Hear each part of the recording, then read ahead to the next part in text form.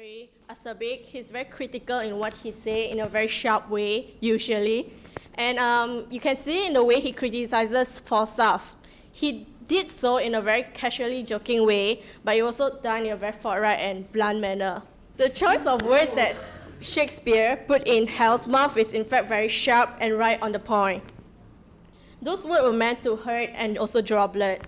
You can also see in the deceptive role-playing where he masquerades as King Henry IV with Falstaff.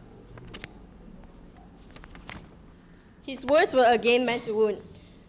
It could be said that if the object of his verbal attack not being Falstaff, who strikes away everything that's bad, the person would have felt extreme shame. It could also be seen as a foreshadowing of how he will rule the kingdom after he inherited, with sharp words and sharper wit.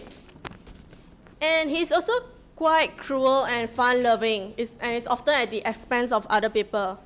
This can be seen when he plans and elaborate rules to rob Falstaff after Falstaff robbed some wealthy pilgrims. The act within the act. And it is not about the monetary gain, as I'm sure he doesn't need it. He's the prince after all. It's more about to make fun and degrade Falstaff and also the others.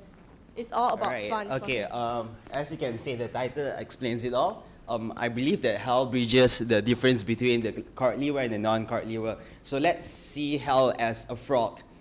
I mean, like a frog, you can live. The frog lives in the water and the land. So I see Hal as a frog in a good way. All right. Okay. As you can see, Hal spends most of his time away from his courtly duty at the tavern, planning pranks and robberies. So you can see a sense of disorder here. He's not doing what he's supposed to do.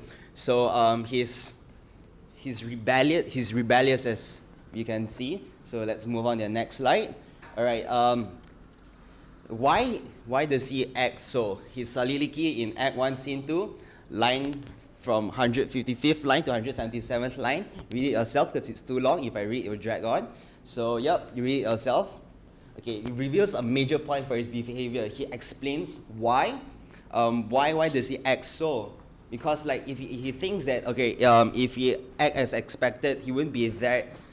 He doesn't. Okay, if he's like some crappy guy, some crappy prince that no one expects him to shine, there wouldn't be the element of surprise. This might be his strategy to surprise Hotspur.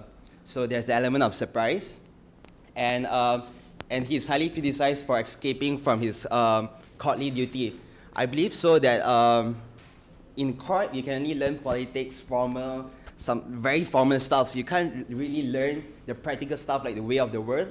So he finds that in Falstaff. So Falstaff is his worldly mentor and teaches him practical things.